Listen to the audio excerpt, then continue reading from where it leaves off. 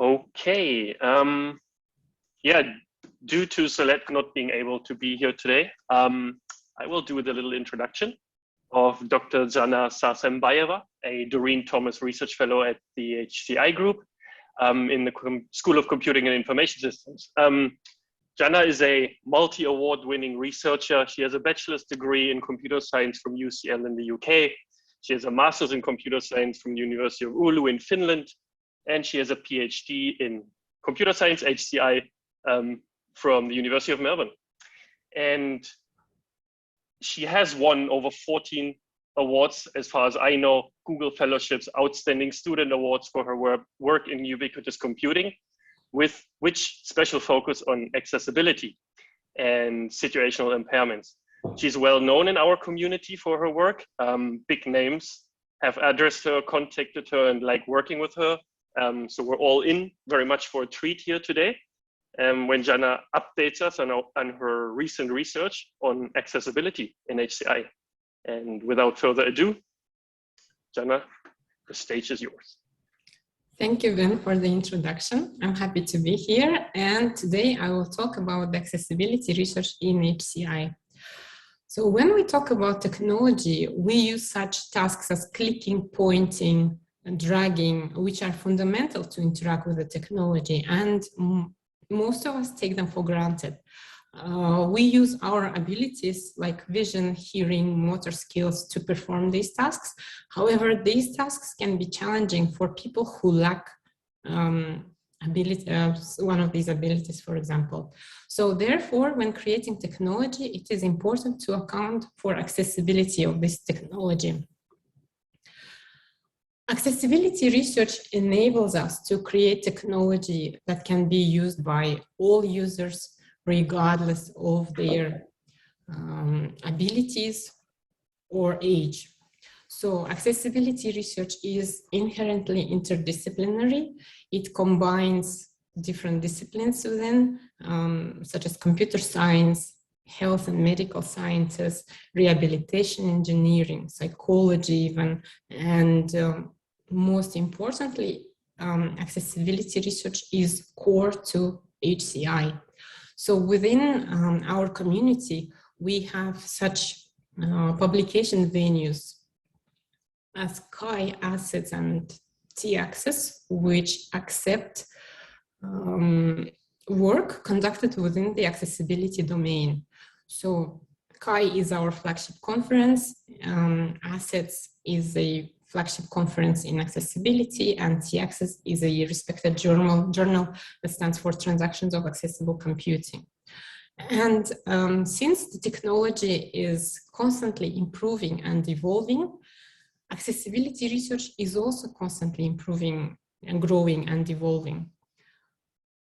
And as accessibility was there in HCI since its beginning, almost, it is necessary to provide an overview of accessibility research in order to reflect on the field's past, current, and future trends, to understand how the research is evolving, and to identify future opportunities for the scholars, researchers, and designers in the field. So in this work, I will provide an overview of the intellectual progress of accessibility research in the past 20 years, in the past 2 decades. And in order to do so, we have employed cohort analysis that has previously been used to describe an intellectual development of research fields, including HCI, child-computer interaction, UBICOM research, and many other fields. So when using cohort analysis, we have to keep in mind that cohort analysis examines associations and connections between different research concepts. And in this case, it's keywords, research keywords. And given this, we need to assume that the keywords provide a sufficient overview of a research article. Also, keyword analysis assumes that co-occurrence of keywords in different articles indicates a connection between these articles that can form a research theme. So cohort analysis is widely used to analyze textual context. The idea behind it is that it takes a broad network of keywords and then reduces it into smaller networks that are closely connected to each other using the graph theory. And then these closely connected keywords form a cluster, or this cluster is also known as a research theme. And then we describe these themes using two measures of graph theory: density and centrality. So density describes internal cohesion of the theme, measuring the strength of the links that hold the cluster of keywords to create a theme together. And then centrality describes how important the theme is for the entire research network. So the stronger a cluster is linked to the network of themes, the more central it becomes. Clusters of keywords, or so-called themes, can be positioned on a two-dimensional strategic diagram shown on the slide. And these strategic diagrams have centrality as their x-axis and density as their y-axis. So as you can see from the slide,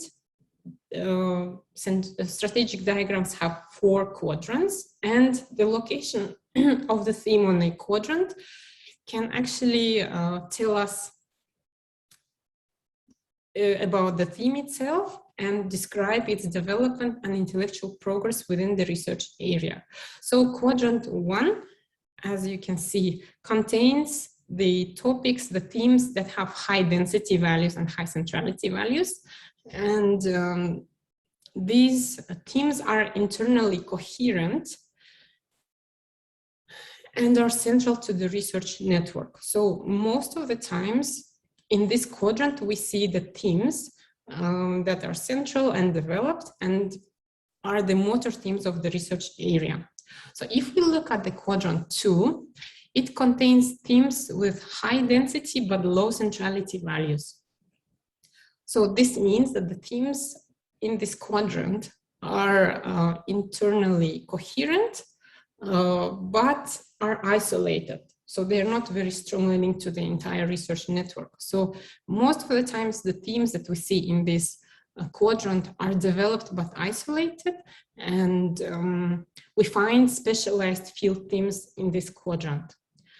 We have quadrant 3, and it contains themes that have low density values and low centrality values.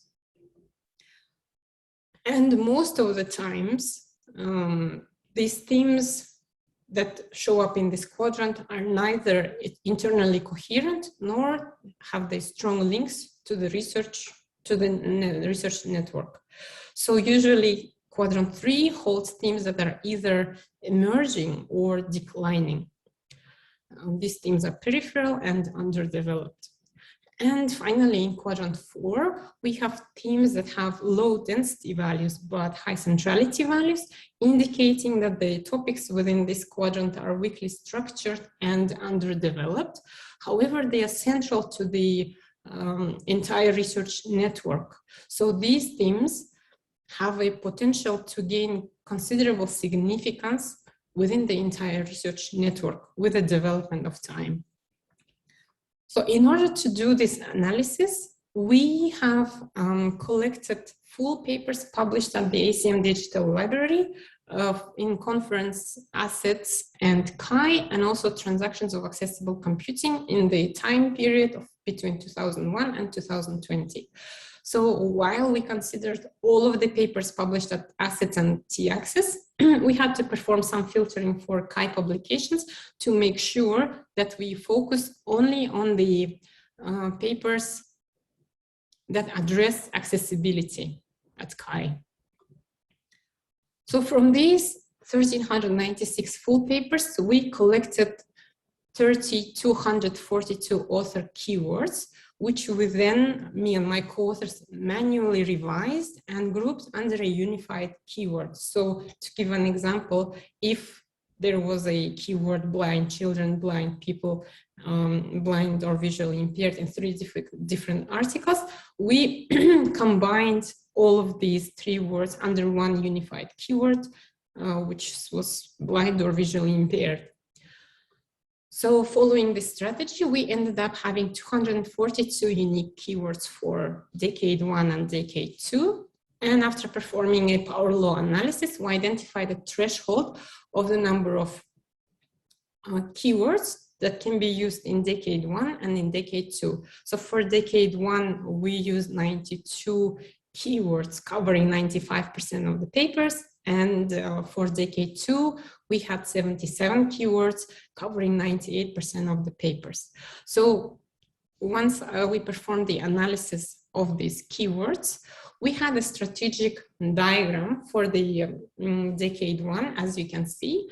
And I will go into detail of each of the clusters in the next slide. But for you to just keep in mind, we have one motor theme in the diagram, which is cluster 2. We have 3 peripheral but developed themes in quadrant 2. We have 3 themes in quadrant 3. So these are either emerging or disappearing topics. And we have 2 research themes in quadrant 4. So these are broad research themes, but they have a chance to grow within the research area. So the next slide shows the details. I know it's a bit overwhelming because it has a lot of words in there, but I will cover them partially so it would make sense to all of you. So this cluster 2 was located in quadrant 1, indicating that this research theme containing the following research keywords form a motor research theme for decade 1. So if we have a look at the keywords, they are all related to motor impairments. And we can state from our findings that motor impairments topic was one of the was actually the one mainstream topic for decade 1 in accessibility research. Then we have clusters 1, 3, and 4 that are located in quadrant 2.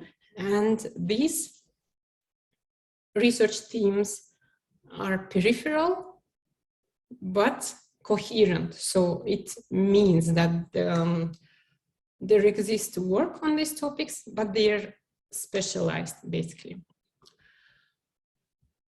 The next we have quadrant 3, and clusters 5, 7, and 8 were located in this quadrant. And as we remember from the previous slide of a strategic diagram, this quadrant contains either emerging or disappearing themes. And if we look at, for example, cluster 5, we see wearables, conversation, display, smart textiles as keywords forming this research theme. And if we look back in time, in 2001 and between 2001 and 2010, wearables were just introduced to the world, and they were at the beginning of the research. Basically, they started attracting research attention. So it means that these topics were emerging at that point.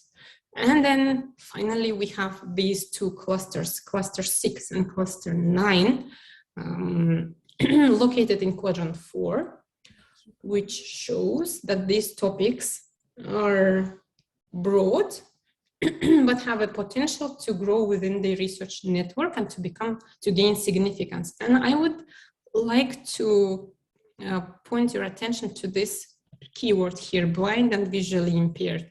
So just keep in mind that in decade 1, blind and visually impaired and other relevant keywords were located in quadrant 4.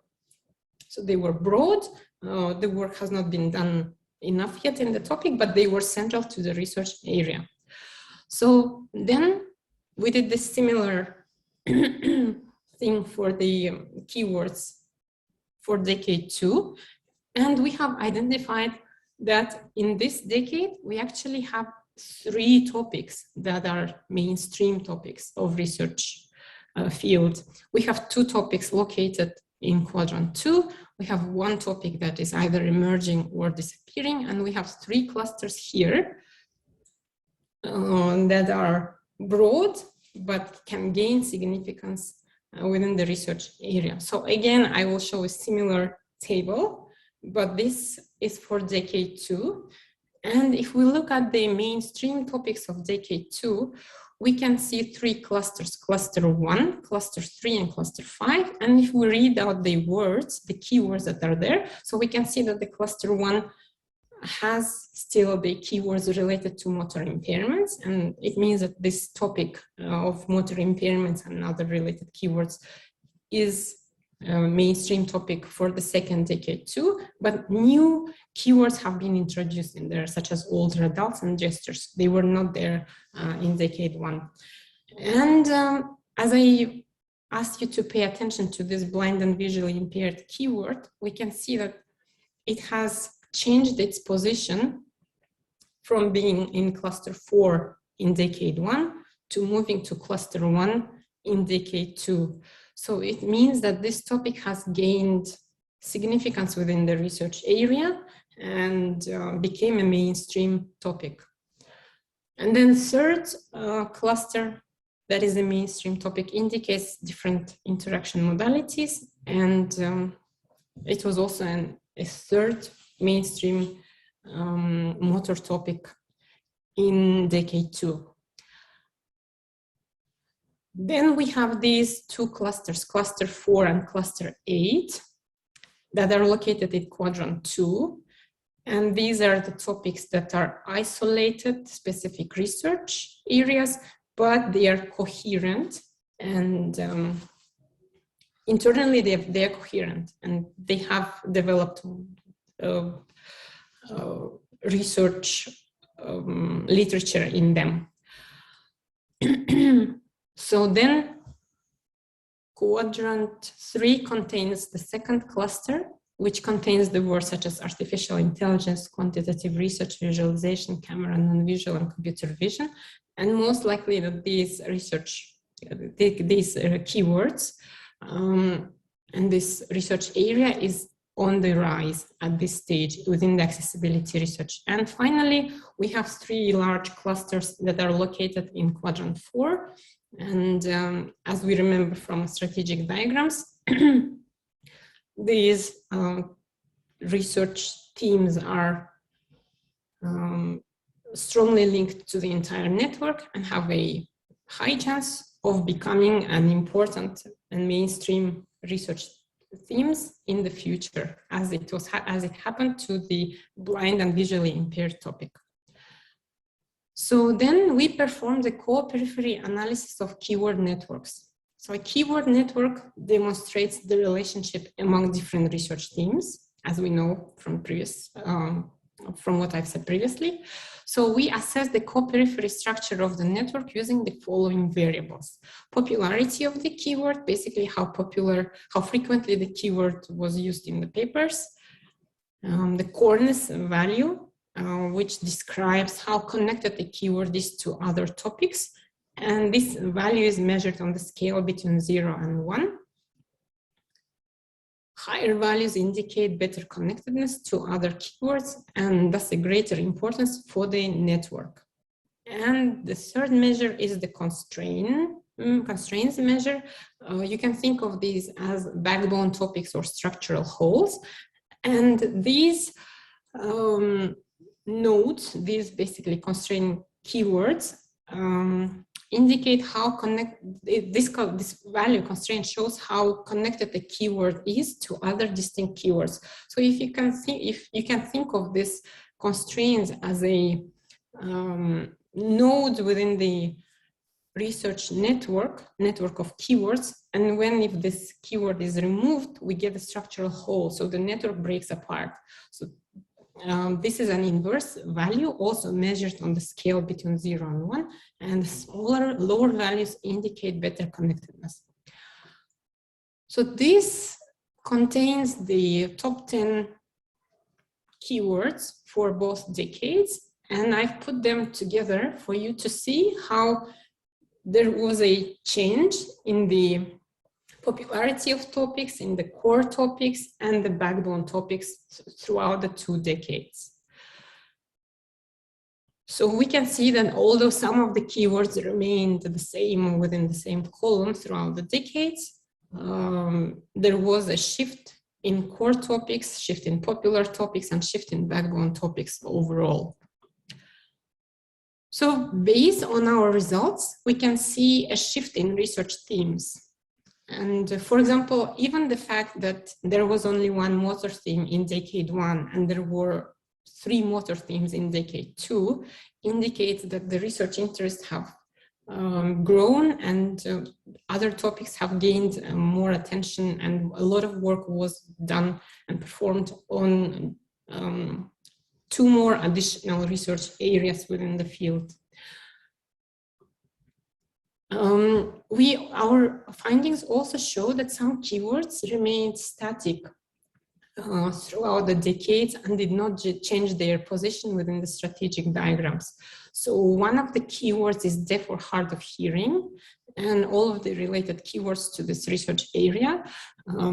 In both of the decades, this research theme stayed in quadrant 2, indicating that the topic was well structured internally, but had a marginal interest from the research community. And given this trend, we suspect that the topic will keep its mainstay within the research area, but it has a potential to become a motor theme in the near future. So another such keyword that remained unchanged throughout the decades is artificial intelligence. So its position in quadrant 3 did not change throughout the decades, which potentially indicates that it is still in its emerging state within the accessibility research, and that 20 years was not enough for the topic to gain interest and importance within the research field.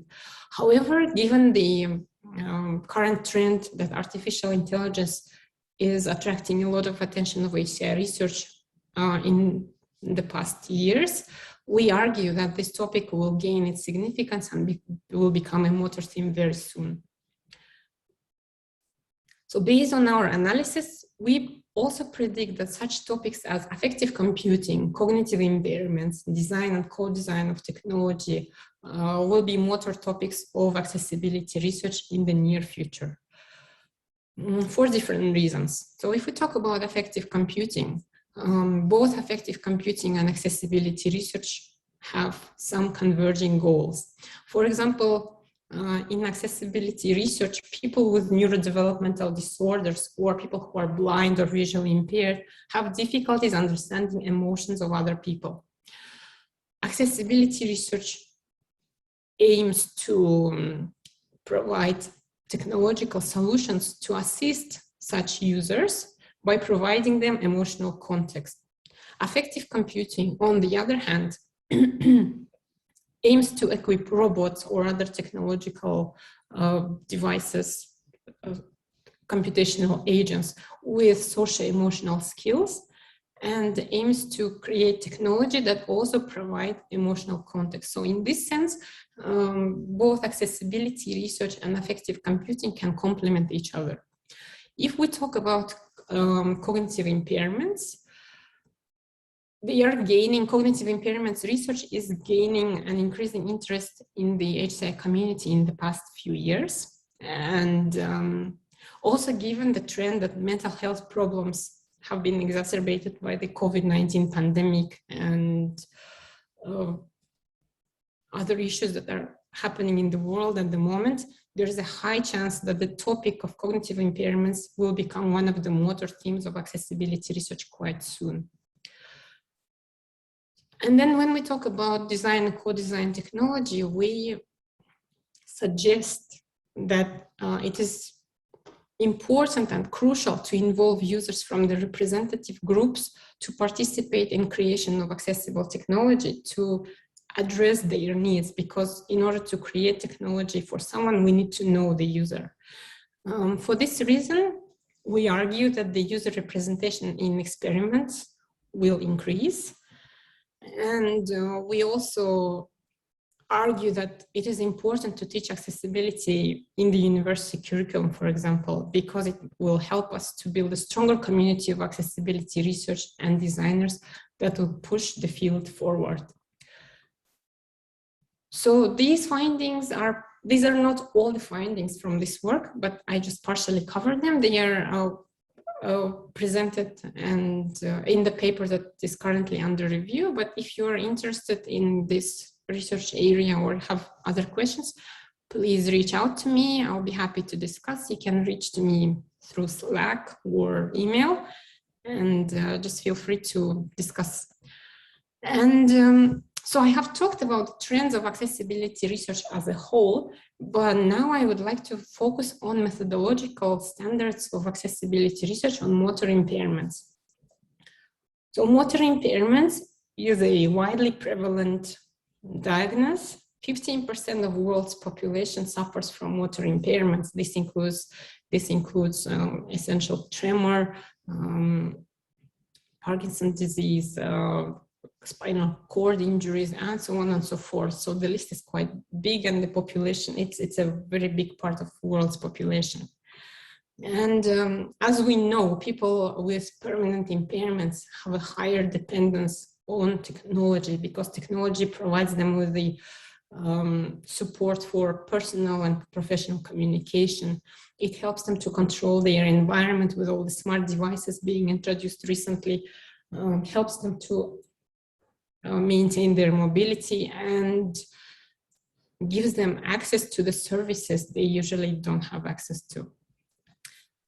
And the need for this work was necessary because there exist some methodological concerns within the HCI and accessibility research, such as the lack of representative users, that I have just mentioned previously, and also concerns about the study environment.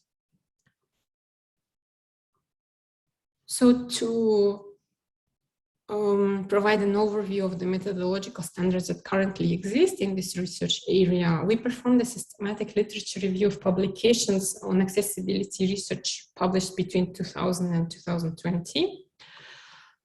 We queried an ACM digital library and IEEE Explore databases to make sure that we select papers that focus on motor impairments only. So you can see the query below.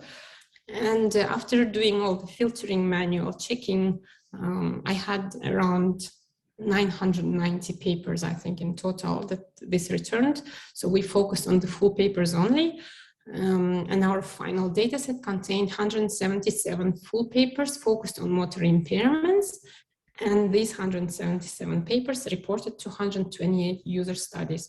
So why the number of user studies is greater than the number of papers?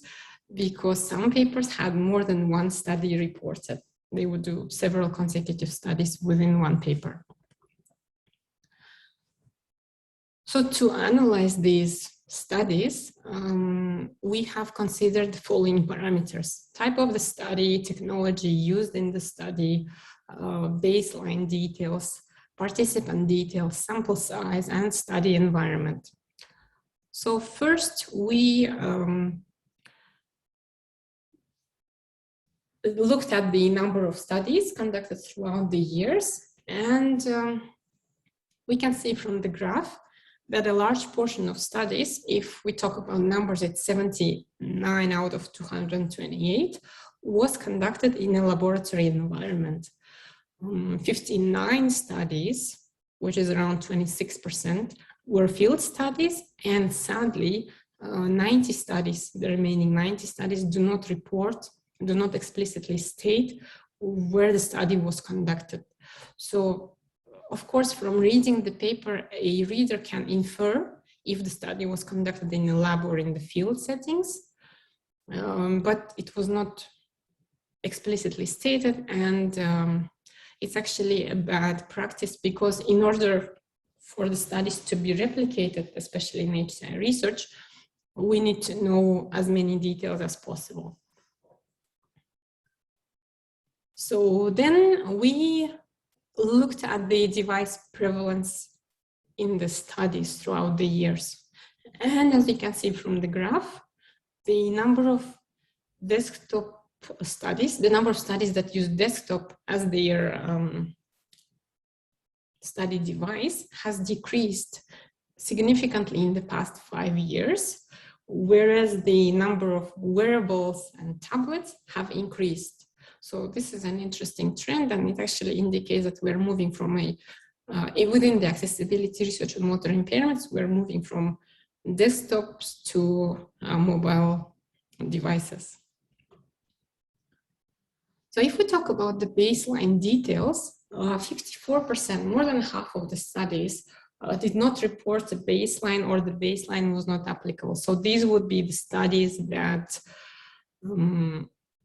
used observation as their method, and they observed how the participants would be using certain technology. 1/5 of the studies used conventional technology as a baseline. So for example, a computer mouse would be a baseline condition, and then the test condition would be a custom-built trackpad that reduces tremor, for example. So 12.3% of studies did not have a baseline, but compared different conditions between each other. So for example, 4 different interfaces for text typing would be compared to each other. And 6.1% of studies used a controlled interaction method as their baseline. So for example, Google Voice input would be used as a baseline versus custom designed interaction technique like eye interaction. 6.6% of studies used performance of able-bodied participants as a baseline detail. And this is inherently wrong, because literature has previously shown that able-bodied participants and participants with permanent impairments, they approach problem from different perspectives. They have different strategies, and the way they complete tasks is completely different too. So by using the performance of able-bodied participants to quantify, for example, the performance of an interface that has been built, does not really tell us much how this interface could be used by the motor impaired participants in this case.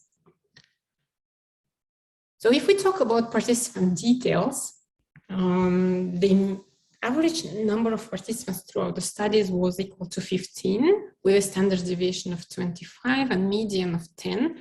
And these numbers correspond with our HCI local standards for number of participants. 40% of studies used strictly motor impaired participants in their user studies. 32% of studies used strictly able-bodied participants in their studies, and almost 23% of studies used motor impaired, the mix of motor impaired and able-bodied participants. So then there are other numbers, like 4.4% of studies used field experts. These would be, for example, caretakers or rehab specialists as their participants. One study used a vision impaired participant, although it was a paper focused on motor impairments. And one study does not report participant detail at all. So we have also found that the average sample size in studies with mixed participants was significantly greater than the average sample size of the participants in studies strictly with motor impaired or able-bodied participants.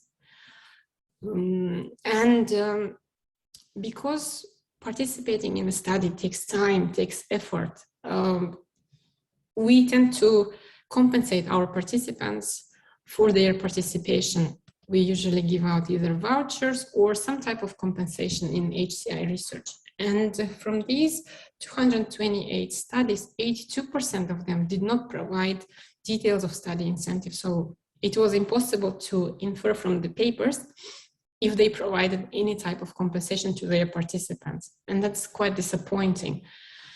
And from the remaining papers that actually stated their compensation, we found that 30 studies compensated their participants with cash. 6 studies compensated their participants with gift cards. 2 studies gave their participants movie tickets. And I remember this was a common practice when I was doing my master's in Finland. So when doing studies with participants, we would give them movie tickets. And two studies explicitly stated in the paper that there was no compensation provided, and one study did not specify the compensation type. So then we analyzed participant group versus study location. A chi-square test of independence showed that there was a significant association between the study location and participant group. So for example, the number of motor impaired participants, as well as the number of participants, including field experts, was significantly higher in the field studies. And the number of able-bodied participants, for example, was significantly higher in the lab studies. We also analyzed device prevalence versus study location to understand if certain technology was tied to a certain environment. And a chi-square test of independence again showed that there was a significant association between the study location and device category.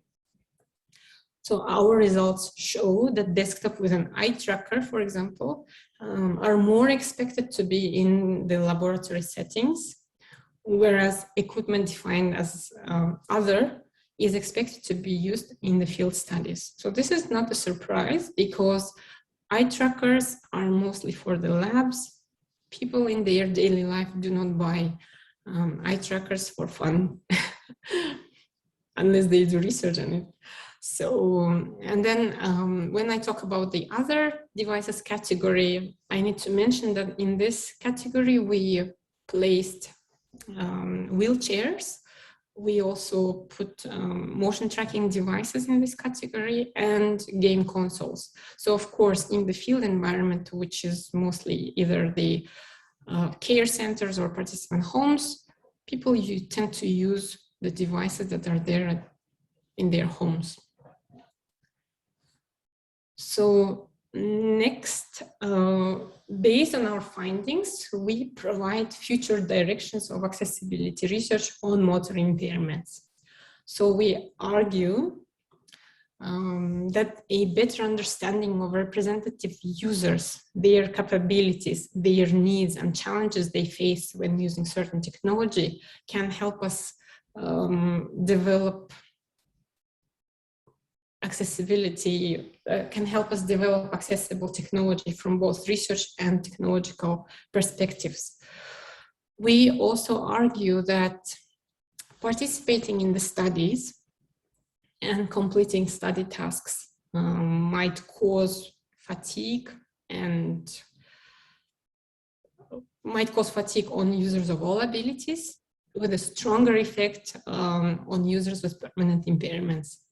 And for this reason, it would be useful if in the future we could have such modeling techniques that are able to gather users' functional and individualistic capabilities from a limited number of observations, and then the collected data could be used in future studies. So this would reduce the burden from participants and reduce the study time, the duration of the study. Literature has also shown that people with permanent impairments would like to share their knowledge and skills, like medical experience, traveling tips, organizational skills with others.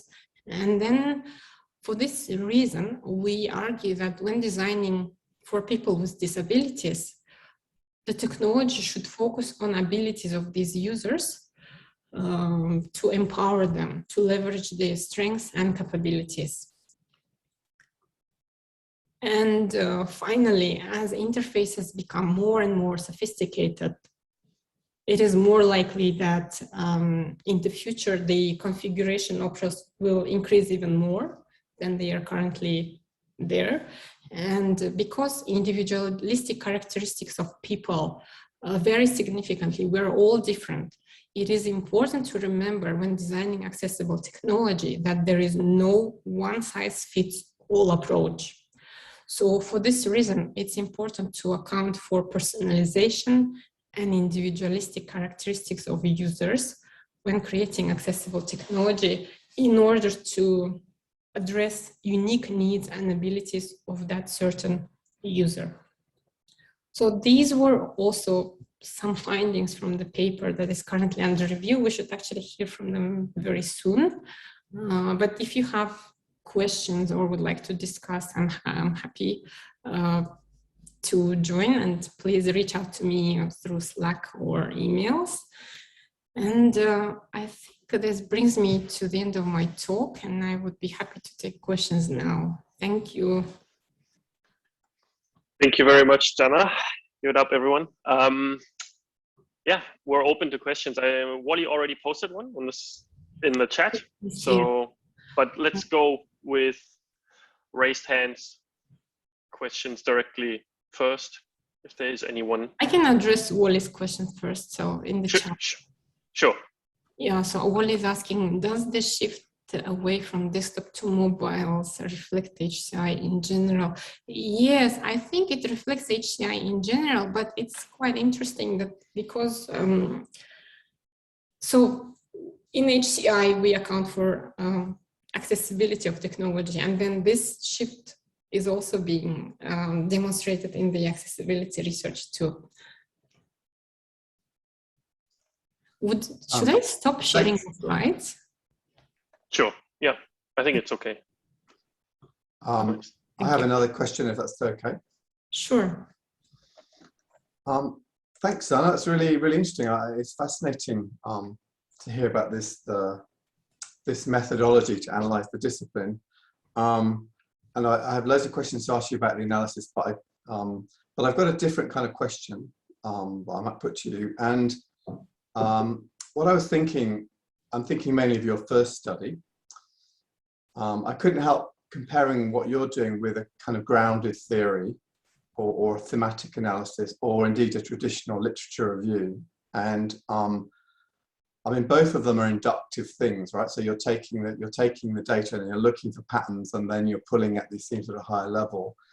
And I just wondered if you had any comments on the contrast between the kinds of things that you're discovering about the discipline compared to what a traditional scholar doing a literature review, writing a survey of the field, I mean, I feel that a traditional scholar can pull out the big ideas, and they can, in a way that yours can't, perhaps, you know, the motivating high-level ideas.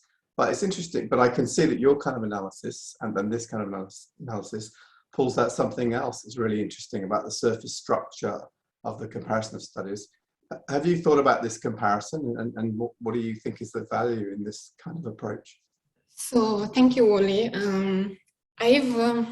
I've done both, and I've presented both works in the talk. My second part of the talk was on this traditional literature review, and the first part was following the cohort analysis.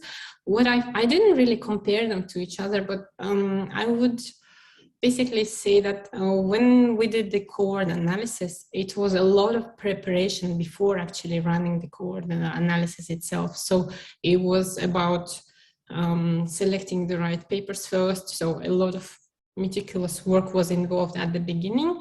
Then having all these unique keywords, we had to meet with my co-authors, and then to basically agree if the unified keyword is correct and can be used. Because if we did it, like, if we didn't agree between each other, then of course it would show different results. So I think in terms of that, a lot of work was done before, and then we just ran the analysis, and we saw this difference in trends, and then the development of trends. However, for the traditional literature review approach, you're just do a lot of work throughout, I think. So you invest a lot of time in first selecting the papers, then analyzing, like reading through them, filtering them out, and then selecting the needed papers only, then reading through them again, and then looking for these specific things that we actually want to study. So in my paper, we did methodological concerns. So I didn't focus on technology, for example, but I was looking at how the studies are being run with motor impaired participants, what are the current issues and how they can be addressed and what's the roadmap for the future.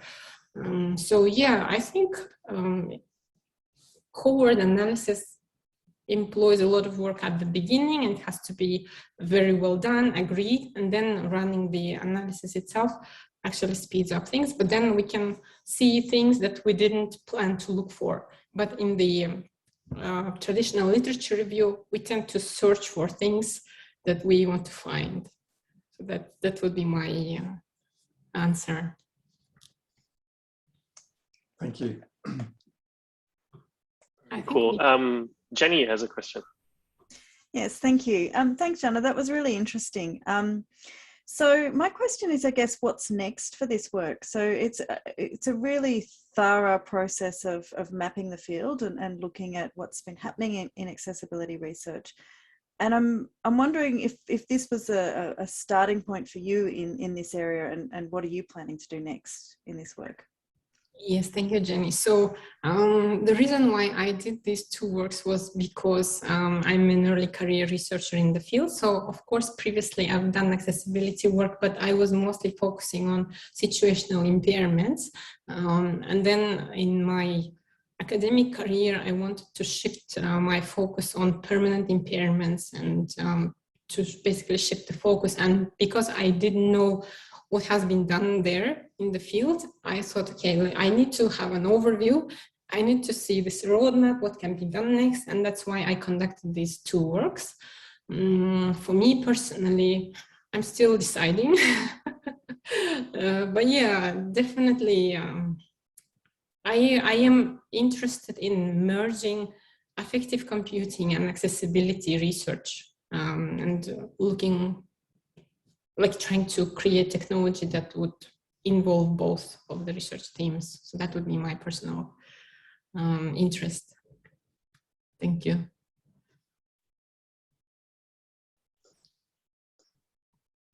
I would have one question, Zhanna, if that's okay.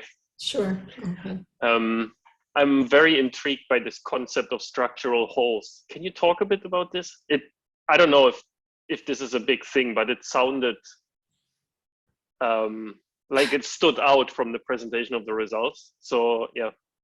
Okay, so yeah, structural holes in the network are the nodes or basically keywords that hold different concepts together. So in decade one, structural hole, the top structural hole was artificial intelligence, for example. And it's understandable because you can use artificial intelligence in visual impairments research. You can use AI in motor impairments. So it's like a hole that connects different research areas. And when removed, they stop being connected to each other. So in the paper, we actually cover what kind of change was there in the structural holes and how the research has shifted. I hope that answers your question. The term is a little bit a weird term. I also struggle with that. When I first heard it, I thought a structural hole is basically a research gap, right? That you can fill. No. But it's exactly I thought the same. No. It is actually the structural hole in the network. So they mean it when they say. But a hole is an emptiness. So that's why I wanted to. Okay. Yeah. But yeah, okay, that makes sense. Thanks. Well, is it hole with a W? No. H-O-L-A. It's without a W. Just bad terminology, really. Yeah. All the questions to people who do research in networks analysis. All right. Are there any other questions, comments? So I have a quick one then. So in your first study, you went decade to decade, and I think you said that was a work that's gone into Chi, and I would be anticipating a comment from a review about why the decade to decade, because it's a kind of arbitrary cutoff, isn't it? Because that's how it's easier to basically reflect what's been happening in the field. So we cannot look at it. We can look at it as a one time period, but we wouldn't see the change. But when we go decade to decade, we actually can see that, okay, in decade 1, these were the trending topics, these were the emerging topics, and in decade 2, this changed. So I chose decades because it was easier in terms of time frame, and we had a nice 20 years of accessibility research. But then I just mean the granularity choice. No, it could be any time frame. Like you could split it into 5 years or so. But having a decade was actually quite nice because we would have an overview, enough keywords. So when doing the keyword analysis, you have to consider that there should be enough keywords to describe the field, because without, if you don't have enough keywords, it's hard to make any assumptions. So as a quick meta-analysis research question, will you make the code available for your analysis? Well, I can once the paper is I'm just curious because it's it's an interesting. It's not something that I invented. So what I've done is I was reading about it and I was actually writing the code. Sure. So no, I'm just thinking, well, can you, you've got your methodology separate, well, generally the methodology and the topic, can you, can be applied is this reproducible? Can we just run it again in 10 years time and see, okay, what shifted again? I know that it's more than just running some code and seeing what happens. Absolutely. But I think for reproducibility, it will be really interesting to see that. Yes, theoretically it's possible, but I think in 10 years, the packages for R will change drastically. So we will have to write a new code anyway, but yes, it's possible. I think for me, the biggest challenge in reproducibility here is how you cluster the words. And I think it's not so much the procedure and the specific code that implemented that. I think it's more I think that the place there where there might lead to some disagreement is in how you group the words into one term. Right. And we spent a lot of time discussing this, and, sometimes none of us were happy with the final result, but, it's the best we can get to. And it's a similar concern that arises when people are doing thematic analysis, there's a lot of personal judgment there in how you extract themes from the data. Two different people might come up with completely different themes. So it's a problem. Yeah, exactly. That's why I involved as many co-authors as I could. So 4 of us did this, and it was an iterative process, and it was a very tiring process because to go through 3,000 plus keywords to make sure that we actually come up with a good term was a very tiring process. That's why I said that at the beginning, before doing the actual analysis, we spent a lot of time to make sure that we are doing it properly and carefully.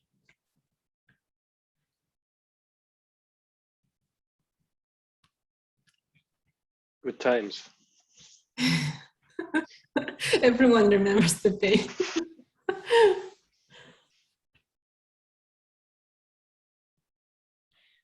All right, I think Chao Fan just joined 2 minutes ago. Any questions, Chao?